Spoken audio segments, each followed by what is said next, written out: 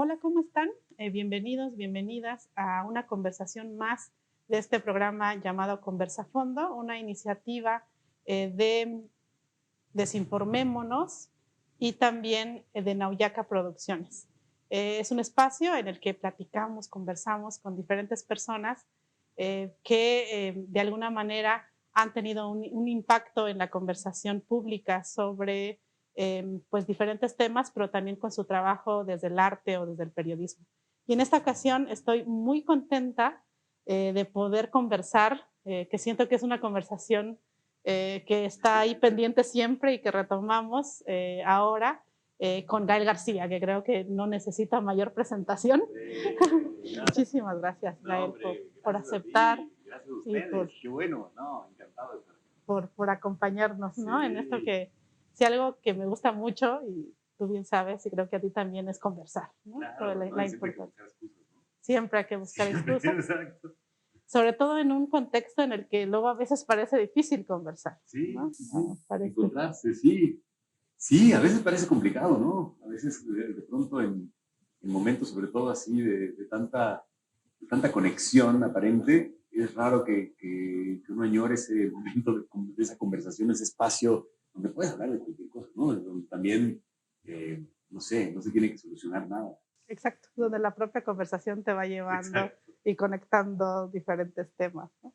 Y bueno, si algo, creo que, digamos, platicando contigo de antes, ¿no? Como de pláticas previas, me inquietó mucho, era sobre la relación que existe entre tu interés en la filosofía y el trabajo artístico que haces ya como, pues, como artista, como actor, ¿no?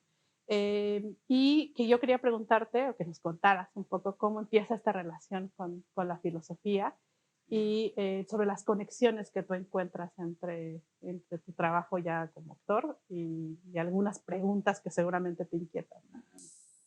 Pues siento el encuentro, digamos, con la filosofía, o más bien cuando descubres que aquellas preguntas o inquietudes que estás manifestando dentro de lo que te interesa o dentro de lo que me llama la atención, alguien llegó y dijo, pues eso es la filosofía, de esta cosa muy pequeñita, todas estas tangentes que estás preguntando o esta inquietud que tienes ante eso, pues esa es la labor filosófica, o sea, es expandir aquello, ¿no? Expandirlo y darle más vida de alguna forma, ¿no?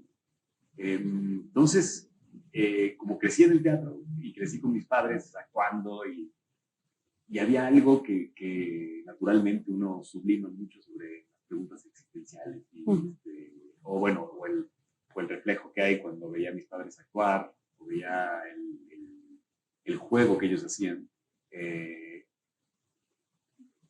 Digo, esto como para contextualizar dónde crecí y cómo de alguna manera me sentía medio condenado a volverme un actor. Condenado. Sí, condenado, y hice todo lo posible por querer escapar. Pero fue cuando empecé como a entender cierto trabajo, no sé, psicoanalítico quizás, psicológico, antropológico, sociológico y posteriormente filosófico dentro de la actuación, que fue cuando empecé a incorporar digamos, el espíritu dentro de la chamba del actuar, es cuando me di cuenta que era algo que era mucho más, no era ese juego tan sencillo como yo lo veía, sino que era algo muchísimo más complejo y algo que eventualmente me gustaría hacer, pero no necesariamente dedicarme a ser actor, ¿no? O sea, que esa es mi profesión. Entonces, queriendo hacer todo lo posible para no ser actor, para no caer en esa condena que no. Y creo que es, o sea, no sé, por algo se asemeja mucho a este cine que siempre se hace, ¿no? De como resistente gitano, ¿no? De alguna forma, porque sí había una cosa de que somos acá y todo lo demás son payos, ¿no? Son Tienen un conocimiento iniciático sí, de ustedes, ¿no? Sí, hay algo de que sí creces pues dentro de una tribu, dentro de un colectivo, dentro de una familia que todos los demás, o sea, donde además todos nos ayudamos, ¿no? Mutuamente y nos como que respetamos en esta noción de que hacemos el ridículo y a eso nos dedicamos. Que había algo no sé, había algo que yo quería salir y eventualmente ese iba a ser mi puente de todo. Entonces intenté, o sea, pensé en ser médico, pensé en ser, en estudiar filosofía también, pensé en ser futbolista también, pensé en un montón de cosas así. Todas con un futurito muy, muy pequeñito, porque tampoco es que tenía mucho talento para jugar fútbol, pero me gustaba. Y entonces pensé en diferentes cosas hacia dónde dirigirme. Y en el momento en el que, digo, durante toda la secundaria y la preparatoria ya actuaba de vez en cuando, hice una telenovela cuando tenía 12 años, pero inmediatamente que la hice dije, nunca más vuelvo a hacer esto, me puse a hacer teatro, a jugar con eso. Era algo que me divertía, era una actividad divina además de poder ir al colegio en las mañanas y en las tardes, noches, estar entre adultos en el teatro, encuerado, ¿no? O sea, eso me fascinaba, era como algo, me divertía muchísimo. Y yo quería tener esa doble vida, ¿no? Entonces decía, perfecto, voy a ser un médico que los fines de semana no puede dar consultas porque tiene función, ¿no? Y dije, además queda muy bien, ¿no? Sí, ¿no? Es como súper atractivo. Bueno, como que esa era mi idea. Y en la fila para sacar el examen de admisión a la UNAM, Para medicina. no, bueno, para pedir a qué facultad, Ajá. o sea, a qué facultad quería ingresar, entonces depende de eso del examen que iba a hacer. Estaba entre medicina y humanidades. Wow. Y en la fila había digo, en aquel entonces nada era por internet, ¿no? Era todo Ventanilla, ¿no? Y había un amigo con el que había ido de mi escuela que me dice, no, mira, aquí el problema es que si entras a medicina vas a poder estudiar 1, 2, 3, 4 años y te arrepientes. Tienes que volver a empezar todo de vuelta, todo lo que quieras, pero tienes que irte. En cambio, si entras a humanidades, en filosofía o en letras hispánicas o letras inglesas o letras comparadas, ¿no? Sí, literatura comparada. Exacto, literatura comparada. Vas a poder salirte y hacer otra cosa, no sé, pero vas a seguir como esa cosa. Más versátil, ¿no? Entonces, como que, ¿en serio? ¿Por qué crees? No sé qué, me soltaba estas cosas que en ese momento sí necesitaba como un oráculo que me dijera hacia dónde, qué hacer. Y ahí opté por filosofía y entré solamente mes y medio, porque inmediatamente, bueno, desde que entré ya se veía que iba a estallar la huelga. Pero cuando ya entré y que inmediatamente solo tuve 2 días de presencialidad, después fue todo extramuros, ¿no? Ya directamente los que éramos de primer ingreso nos dijeron, no creo que vaya a haber clases, no creo que va así, entonces ya agarré el rumbo y me fui pues a encontrarme de otra forma. Pero ahí es donde creo que me quedó como esa asignatura pendiente. Pero después has vuelto, ¿no? Exactamente, sí. Entonces como que me quedó esa asignatura pendiente que también siento que desde esta cosmovisión más, sí, del teatro en México y quizás del teatro en Latinoamérica, que es mucho más, es un proceso un poquito más intelectual y psicológico, y no me refiero para bien en ese sentido, porque hay mucho de la actuación que es ritual, hay que subirse y hacerla, no tanto pensarle y trabajo en esa. Al final de cuentas, eso no se o sea, no es teatro propiamente. Pues sí, exacto. Cuando llegué a Inglaterra a estudiar, cuando entré en la escuela de teatro allá, me di cuenta que como que del diferente apego que había y de la razón por la cual muchos querían ser actores, y la razón por la cual yo quería ser actor. Sí, como que ahí siento que como un choque de alguna manera, porque yo era de los pocos que venía de familia de actores, era de los pocos que tenía esta, ¿qué será? No sé, visión más continental del teatro, como algo más del subtexto y el psicoanálisis detrás de todos los personajes y la cosa, no sé qué, como esa un poquito más encarnada, quizás en pose, quizás no necesariamente profunda, pero había algo como de que era mi inquietud iba más por allá. Y en cambio los ingleses hacían eso, se levantaban y lo hacían directamente, ¿no? Es la maravilloso de Shakespeare, ¿no? Que que todo ese teatro, el subtexto estaba, lo decía, los personajes. Entonces, por eso puede ser reinterpretado 1000 veces esas obras, porque hay tanta riqueza, tanto, digamos, texto que en realidad podría ser subtexto, que se puede amoldar y puedes jugar con ellos. Que al ver esa diferencia, como que entendí digamos, la diferencia entre la acción, el actuar, literalmente, ¿no? Ponerte a hacer las cosas, a jugar, que a pensar. Entonces, ahí es donde quizás entré en un momento de quiebre, donde dije, qué loco que el proceso intelectual no se vea manifestado necesariamente en la acción. Y ya esa inquietud, esa como, no sé, epifanía de alguna manera, pues ya es un proceso filosófico. Ya empiezas ¿no? a cuestionar por qué pasa esto, ¿no? Y qué es lo que me atora, y qué es lo que... Y entonces entré como en una tenía que como que otra vez de vuelta reinventar esa espiritualidad dentro de lo que yo estaba haciendo. Y le llamo espiritualidad porque era, o sea, como algo muy, muy personal y muy profundo, ¿no? Como algo, una lectura o no sé, una interacción con aquello que estaba estudiando y que sentía que no lo hacía bien y que tenía que mejorar y que tenía que, no, o sea, en esta maravillosa inquietud e inconformismo, ¿no? Que te mantiene ahí como vivo, pues, en la creación artística, es eso, ¿no? Hay una inconformidad constante, ¿no? Que de pronto sentí que como para el tercer año de la escuela ya había hecho Amores Perros, ya había hecho, incluso, o sea, estaba filmando y todo también.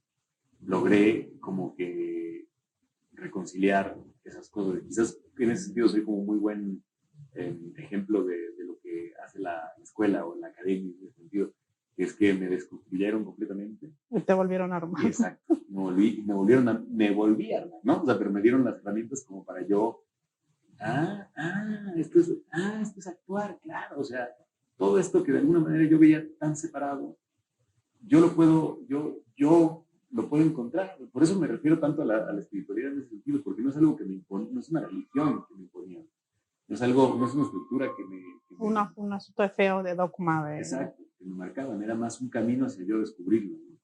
Y creo que eso es lo mejor que puedes hacer. Y por eso decidiste volver a estudiar filosofía. Claro, bueno, entre otras para cosas. Para enunciar ese proceso. Porque estaba ahí como palpitante de alguna manera, porque sí quería como, exacto, ponerle palabras a eso. Pero aparte también porque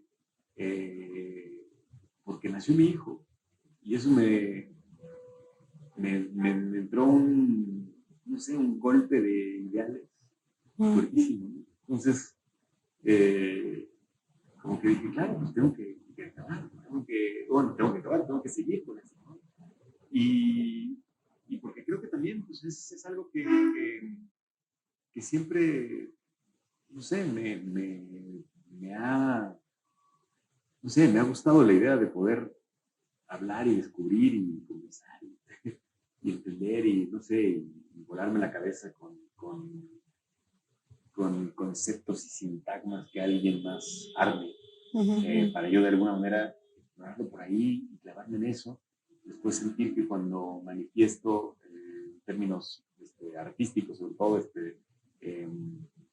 algo dentro de mi trabajo, lo que sea, digo, pues esto me ayudó. O sea, sí siento que como que me alimenta, ¿no? De alguna manera. Y creo que desde entonces también, ya formalmente, sí, hay algo como de una forma quizás un tanto superficial, ¿no? Digo, sin meditar el cuestionamiento, pero nos preguntan, o me han preguntado mucho, eres un actor muy político, ¿no? ¿Te gusta mucho como involucrar esto? Y digo, pues más como que siento que la actuación pues es un proceso, pues sí, sociológico, si se quiere llamar, o sea, si se le quiere poner un término estructural, ¿no? No está ahí en una torre de marfil exento de todo el contexto social en el que se produce, ¿no? No, pues es más bien, o sea, es una actividad primigenia de la política, el actuar. La puesta en escena, decías, ¿no? Claro, sí. Que era algo que te interesa mucho como de investigar también filosóficamente, ¿no? Exacto, sí, el ritual y pues digo, ahí aprovechándonos de los griegos, que digo, existió todo esto en todas, es como también el primigenio de la actividad política humana, ¿no? De la organización humana, pero pues, los griegos fantásticos ahí contaron unas muy buenas claves, ¿no? También diciendo que al ponerte esa máscara puedes decir la verdad.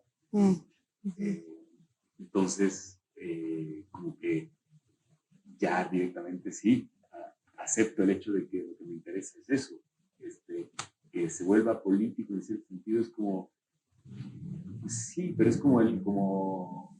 Tienen la misma base, ¿no? Sí, la misma base y es como decir, pues al final de cuentas quieres que te escuchen, ¿sí? Por eso soy actor. Sí, o sea, como que, claro, ¿no? Y hay algo como difícil disociarlo, ¿no? Creo que ahí es donde caemos un poquito en la trampa, creo, de una visión un tanto sí, gringa de las cosas, ¿no? Donde separan mucho el entretenimiento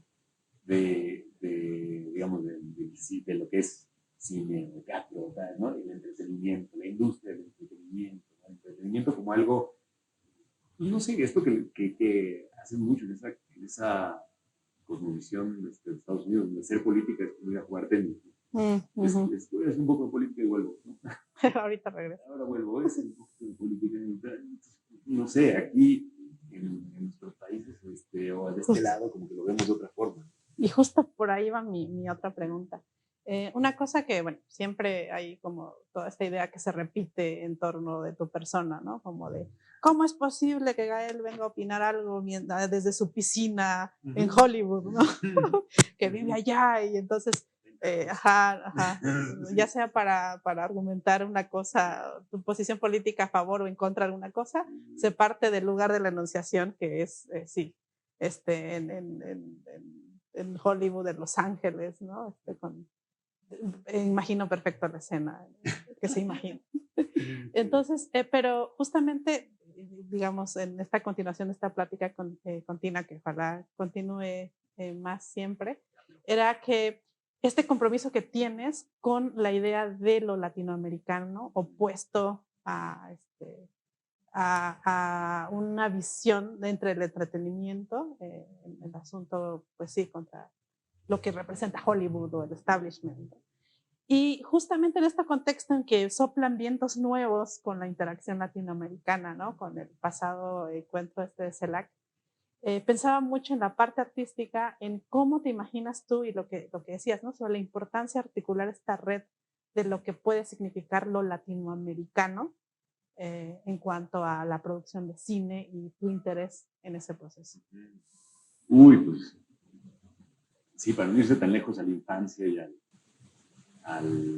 o sea, quizás nada más mencionando una cosita de aquella, de cuando crecí con mis padres, actores, crecí con muchísimos exiliados también, de diferentes partes de Latinoamérica, diferentes actores también, que eran exiliados, grupos de Uruguay, de Chile, de Argentina, de Brasil, de Cuba también, por otras razones, ¿no? Un exilio de ese que le llaman como de gusanero, ¿no? Que es ni gusano ni compañero. Entonces, una mezcla, sí, una mezcla. Y bueno, y trasladándolo, por ejemplo, a una de las síntesis más bonitas que he escuchado, la verdad, y que me ha tocado presenciar, que la dijo el actor, el compañero con el que trabajaba en el Diario de Motocicleta, Rodrigo de la Serna. Y él, en una de las tantas entrevistas, que le preguntaron algo de qué significó para él este viaje, ¿no? Cuando hicimos Diario de Motocicleta, tal, qué sintió, tal. Y ya como que teníamos muchas respuestas armadas, ¿no? Entonces, de pronto como que a veces hacemos el esfuerzo de responder algo distinto, o a veces estábamos, ¿verdad?, muy cansados y había que como que reventar un poquito, ¿no?, lo que estábamos viendo. Y él creo que respondió así de forma ya muy como llegando al límite de la conclusión, que es, dijo, pues, ¿qué sentí? Que mi hogar era más grande. Y fue como, ¿cómo? Sí, después de hacer esta película sentí que mi hogar se volvió más grande. Y lo empezó a expresar.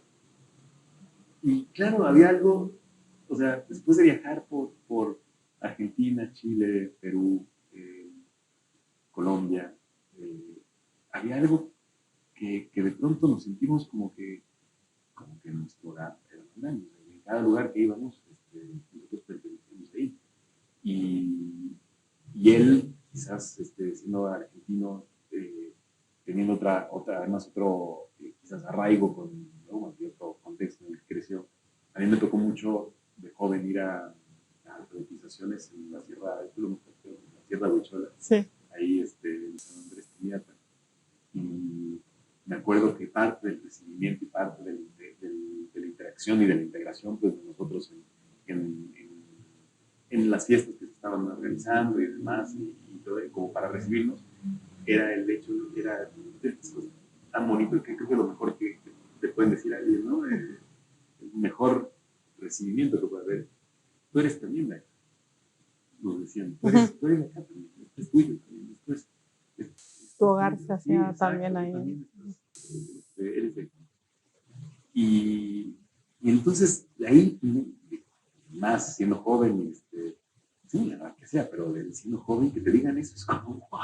O sea, si el mundo te está alienando de alguna manera, ¿no? O te está forzando a que tienes que ser de alguna manera para convertirte en no sé qué, o sea, como que hay una ruta de A a B, hay un camino y tienes que ser, o sea, tienes que echarte todo ese camino para convertirte y para que algo sea, para que seas parte de algo. De pronto ya lo eres, sin haber hecho nada. Y eso es como, no sé, es una alegría tremenda de convocar, ¿no? De unidad, de crear colectividad. De crear colectividad, sí, hermoso. Entonces, Rodrigo al decir eso, claro, sí, yo creo que también soltaba como que pues una tesis muy bonita de lo que fue esa experiencia de diarios de motocicleta y que trasladado ya a la parte más sí, conceptual y que pues, me interesa muchísimo, obviamente, porque en efecto siento que estando en Latinoamérica estoy en todas partes, estoy en mi casa.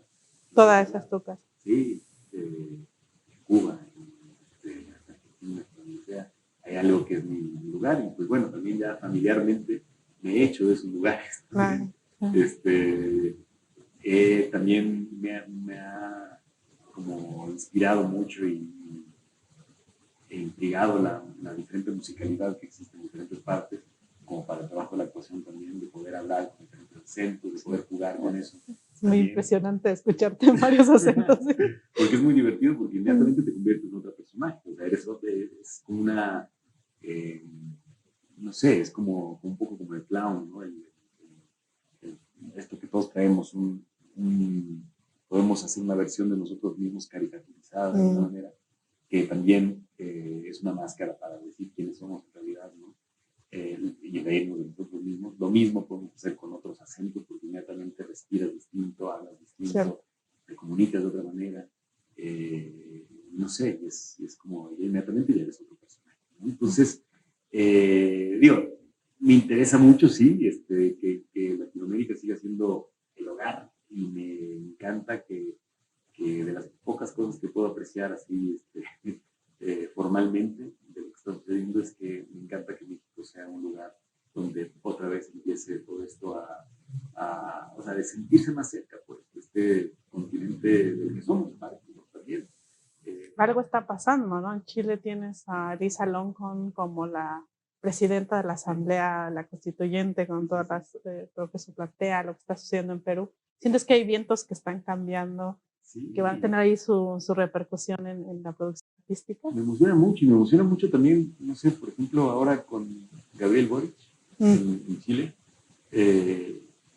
todo el movimiento estudiantil es fantástico, lo que la generación que formó, ¿no? Que hizo posible. Exacto, ¿no? Fantástico, ¿no? Porque se hicieron las preguntas terribles, ¿no? De alguna manera, o sea, pues digo, quizás nos resulta ridículo que todavía hayan traído la constitución de Pinochet, ¿no? Pero preguntárselo no es fácil, sobre todo después del dolor y de todo el proceso terrible que vivieron. Entonces, el hecho de que haya sido una consecuencia del movimiento estudiantil es como mágico, es fantástico, ¿no? De chavos y chavas saltándose el metro, ¿no? Y que de ahí haya Sí. llegado a este punto. Y de antes, ¿no? Y cuando Camila Vallejo, Jordi Bachis, Boris, todos ellos se han puesto las pilas. Sí, no, me encanta cómo lo están haciendo y me encanta cómo lo están articulando también, ¿sabes? Hay algo que me da mucha esperanza. Y pues creo que también toda la pandemia también de revulsivo que fue, como para que, no sé, una efervescencia de las verdades y que se eliminaran pues sí, O superfluo, ¿no? Sí, las corazas, estas absurdas o ciertas hipocresías que se mantenían, ¿no? Y siento que ha hecho que se haya abierto un poquito el campo como para que se movilice un poco más ciertas cosas. No sé, yo a México, por ejemplo, no sé, extrañamente, y esto desde este punto de vista quizás suena muy inocente, pero incluso siendo de una ciudad que no es la Ciudad de México, no de Guadalajara, yo nunca lo había sentido tan grande del país, en ese sentido, o sea, como tan grande de tantas ciudades activándose de distinta manera, siendo tan distintas, ¿no? Para todas las regiones, como teniendo una interlocución que genera comunidad y que genera una cosa, que genera, no sé, como que en ese sentido, y además siempre trato de verlo de una forma muy optimista, ¿no? Pero como que siento que es más, o sea, se está como amplificando la diversidad en ese sentido, ¿no? Con todo y que también tiene muchas cosas en contra, ¿no? También, o sea, hay una oleada de un auge de querer un discurso único. Pero es siempre, ¿no? No sé, no estoy seguro. Si siempre hay esa necesidad de ¿no? De una línea, de algo más grande que diga cómo tenemos que hacer las cosas. ¿Hasta dónde tienen que ir, no? ¿Será? No sé. No sé, tal vez entre, como siempre pensando, ¿no? Cuando tienes el acecho de otro proyecto, puede que necesitas plantearlo así, ¿no? Exacto. Porque si no tienes como muchos otros poderes fácticos que ponen en riesgo tal vez narrativa y tal vez haya una obsesión por mantenerla coherente y única, no sé, quiero pensar. Puede ser, sí. En otra entrevista que había visto, decías que para ti Hollywood no podía ser en términos actorales esa medida de éxito, ¿no? O ese sistema que legitima, ¿no? Y que pensabas más bien en que estabas mirando constantemente, bueno, viviendo en esa casa grande que es Latinoamérica, pero también mirando lo que se está produciendo, lo que se está haciendo en propuestas de cine, de directores, y que tenías un entusiasmo y un compromiso con colaborar siempre en este proceso. ¿Qué es lo que más te entusiasma de esos procesos ahorita justamente en Latinoamérica? Bueno, directores, sí, proyectos. Sí, ha cambiado mucho desde que me tocó por primera vez participar en una película que en ese momento no entendía mucho del cine, no sabía cómo funcionaba. O sea, se hicieron ese año 6 películas con ese Amores Perros. 6 películas. Ahora se hacen 150 al año. Y ahora, por ejemplo, ya una película buena, ecuatoriana o venezolana o de diferentes regiones de Brasil, no sé, puede llegar a verse en todas partes del mundo. Ahora estamos viviendo un momento raro con lo de las plataformas, todavía no se está viendo para dónde va a ir eso, y se va a sostener de alguna manera. Pero siento que ya, como que ya el hecho, antes había que pedir permiso para hacer una película, y ahora ya nadie pide permiso. Ya hay algo como que todo el mundo se lanza, digo, todavía hay esa noción de que hay que pasar por estos procesos, no sé qué, hay que cumplir con estas cosas, pero la verdad es que mientras menos se tomen en cuenta esas cosas, mientras más valientes y mal portados sean, en ese sentido, es mucho mejor, porque el cine bueno es eso. Es mal portado. Exacto, viene de mal portado. Hay algo como de que cuestionan lo terrible, ¿no? También. O que juegan con aquello que nos implica, ¿no? Entonces, veo que en toda Latinoamérica está sucediendo eso y que hay mucha interacción, que será industrial, ¿no? Estructural en cierta forma, pero que por otro lado ya no es algo fuera de lo común que alguien, como por ejemplo han habido producciones por ejemplo en Guatemala, fantásticas, que se pongan a hacer las cosas y que empiecen a hacerlas, que empiecen a desarrollarlas y que de repente sale a la película. Entonces estás viendo una geografía, un terreno, unos rostros Corporalidades. Que nunca habías visto, sí, que nunca habías escuchado, y eso es fantástico, eso es maravilloso. Y todo viene, o sea, ¿quién es el formador de todo esto? El cine documental. O sea, los documentales es el, digamos, las fuerzas básicas del cine. En Latinoamérica. En Latinoamérica, sí, y en la historia del cine siempre ha sido así. O sea, el cine, esta división de ficción y documental, nace en realidad de que las películas eran documentales, o sea, estabas documentando cosas, ¿no? De pronto se hicieron unas ficciones a raíz de esa herramienta, ¿no? Pero el documental siguió durante mucho tiempo. De hecho, la primera película exitosa en el mundo fue un documental que se vio en todas partes y que viajó por años, que era el de Nanook, sobre los animales. Entonces, por primera vez, las personas de diferentes partes del mundo podían ver un animal. Y eso era increíble. Y lo podían ver en movimiento y con diálogos. Bueno, no, con diálogos, no, aquel dos con música. Pero con una narración y con cosas que era fascinante. Entonces, sí, el documental es entre otras cosas, no solo siendo la gran herramienta para eliminar el discurso único, también el documental lo que tiene es la formación de cineastas, de todo tipo. Se adquiere esa como propiedad y esa, no sé, esa seguridad de malportarte y contar esta historia que traes ahí. Entonces, yo creo que cada vez más vamos a ver historias que nos van a sorprender muchísimo.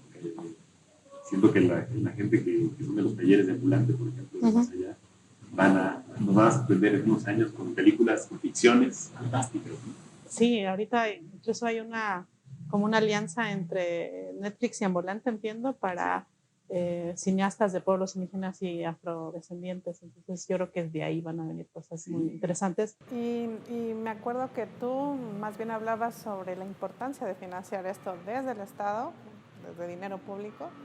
Y bueno, con todas las discusiones que hay ahora sobre todo este tema, sobre el financiamiento, pues no sé cómo lo ves tú. ¿Tendría que ser financiado nada más por el Estado o hay otras maneras de gestionar eso? ¿Qué tan incómodo puede ser para el Estado, ¿no? Estar financiando algo que tal vez está, no sé, en contra de sus intereses o de algo que no necesariamente está a favor, no sé? No, me emociona porque también hay una parte que hay una función que cumple que no se ve de inmediato, ¿no? O sea, ese es el problema quizás de la política electoral, ¿no? Del gran problema de la política electoral, que lo único que está haciendo es buscar su reelección de alguna manera, ¿no? Le pone límites, claro. Sí, le pone límites y además, por ejemplo, si existe, o sea, cuando se arma un programa educativo o de apoyo, pues los resultados no los vas a ver inmediato. Lo vas a ver en unos años. Como que naturalmente eso sucede. Entonces hay un gran temor a otorgar eso, ¿no? Ese camino, pero lo mejor de todo es que siento que también estos esfuerzos están blindados de cualquier capricho de política electoral, ¿no? Entonces, pues hoy sí, yo o sea, creo en que el Estado tiene que otorgar esas facilidades como para que cada quien descubra su voz de alguna manera, o descubra, ¿no? Se afloren estas diferentes identidades, que además son inmutables también, porque son identidades también ¿no? Orgánicas, que fluyen. Contrapuestas incluso. Exacto, y que pueden, exacto, contradecirse de forma quizás peligrosa porque rompen con el esquema de lo que estaba establecido, ¿no? Entonces creo que el Estado tiene que ser quien haga eso, pues al final de cuentas es la educación también, ¿no? Educación pública. ¿No? Exacto, como que hay algo que va por ahí, pero bueno, también siendo muy pragmáticos entiendo que cuando alguien ideológicamente solo piensa en términos electorales, opta por unos caminos súper, la verdad, bien cutres. La verdad, muy como, que además contradicen con todo lo que de alguna manera pues lo que pregonaban, ¿no? De alguna manera. Entonces, sí, siento que es un gran problema. Yo que ahí es donde creo que está el problema, fíjate, o sea, en el hecho de que todo se ha vuelto una política electoral en absoluto, o sea, y cualquier vertiente, ya sea de derecha o izquierda, o lo que ya no es derecho, ya no es izquierda, o sea, lo que ya el mundo se conoce como X o Y, siento que todos están utilizando o cayendo en esa trampa de hacer política electoral, nada más, exclusivamente. Entonces, pues es como que no se puede hablar de las cosas que urgen, ¿no? Y de las cosas que urgen, que además muchas de ellas pues, se van a ver los resultados en 20 años. Claro, sí, tal vez no te sea muy útil electoralmente a invertir en ciertas cosas. En otros casos sí, pero sí, impone, no sé, un dique que si hago esto es demasiado, si hago esto otro se ve como muy comunista, entonces ya no. Pero si se lee como lo contrario, hacia el lado contrario, pues se empieza a poner diques a lo que intentas hacer, porque necesitas perpetuar tu propio proceso. Y de pronto, pues ya tienes como 80 años votando por un mismo partido. No sé dónde ha sucedido eso, pero corres esos riesgos.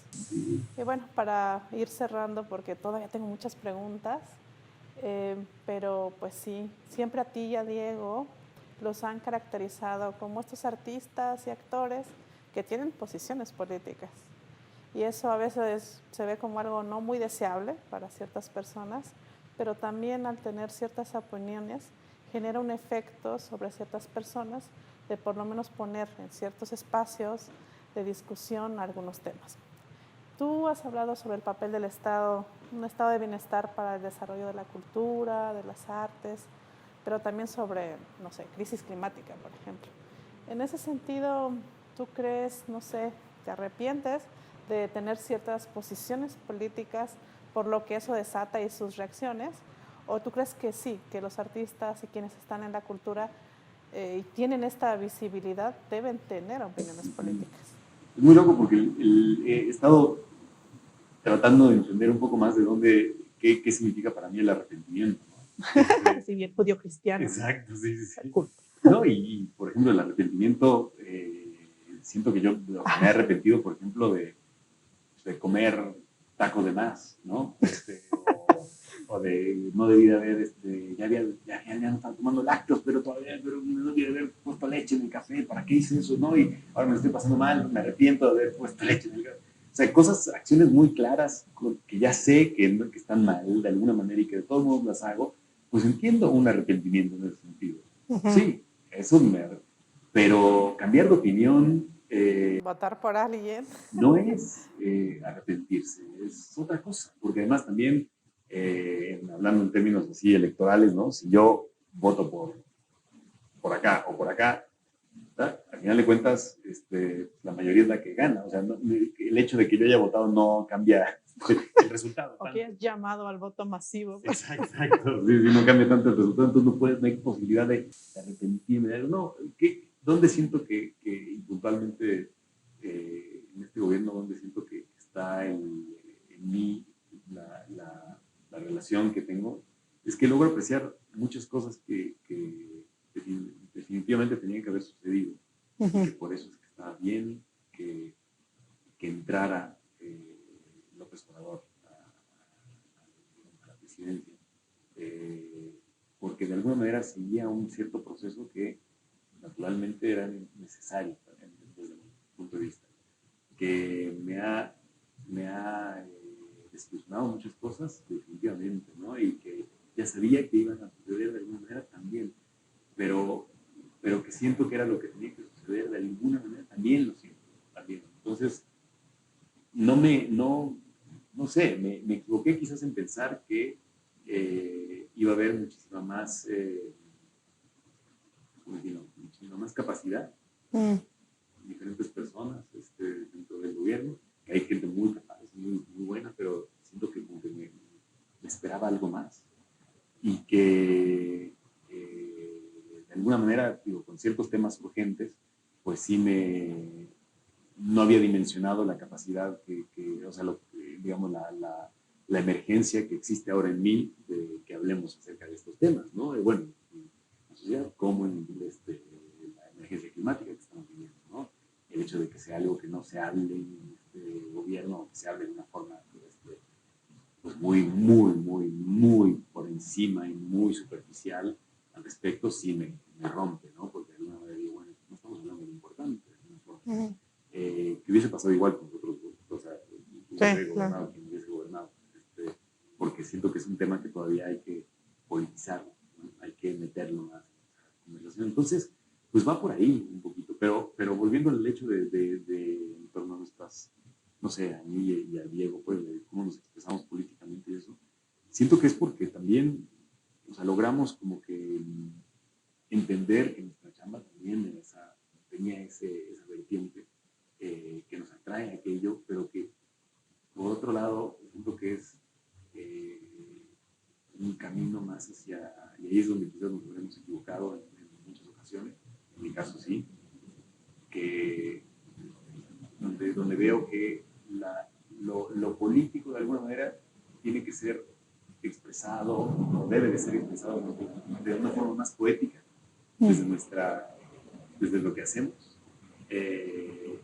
Directo también, pero no cayendo otra vez en este juego de la política electoral, porque ahí es donde ya creo que es un lodazal, donde te barras muchísimo y donde es muy difícil meterte en esas aguas, ¿no? Que me intriga como telenovela política, me intriga, o sea, es como algo que digo, ¿qué pasará? ¿No? Que sí. ¿Cómo se mueven las cosas, no? Pero que es algo que siento que es muy importante, pues no, definitivamente no, y que tampoco me inspira en términos artísticos, la verdad. Ahí no hay matices, no hay complejidades, ¿no? Es como acá o acá. No, entonces creo que hay una oportunidad muy linda de poder explorar todo esto. Y pues eso, al final de cuentas no sé, es que como que qué maravilla y qué privilegio poder entender la política como algo que no es seccional. O sea, que nos atraviesa por el mismo hecho de vivir en común, ¿no? Que no tiene como principio y fin, que hay una cosa como evolutiva, constante, y que es a través de las tangentes, ¿no? También, a través de todo esto que se puede hablar, un montón de cosas, no sé, sí, va por ahí un poquito como que... Opinando y viviendo, ¿no? Desde este lugar de enunciación tuyo en la República Mexicana. Muchísimas gracias. Estamos ya en la recta final, pero ojalá podamos seguir platicando. Siempre me queda como varias ideas y yo creo que aprecio mucho cualquier persona, no sé, que tenga cualquier oficio, un pescador, un actor, una pintora, cualquier persona que además de estar encarnando el acto de pescar o de actuar o de pintar, a través de ese acto van generando una serie de reflexiones sobre su propio quehacer. Y las reflexiones de su propio quehacer que nos has compartido con lo del tema, pero con lo de ahora, siempre me dejan pensando y aprecio mucho cuando eso pasa. Muchísimas gracias por compartirnos. Muchas gracias. Igualmente, sí. Muchas gracias. Más excusas. Sí, mucho más excusas, sí, ojalá. Sí, nos queda pendiente la siguiente parte del tema. Sí, cierto. Mucho, todavía falta mucho por allá. Pues muchísimas gracias y muchísimas gracias. Esto fue Conversafondo y nos vemos en la siguiente conversación.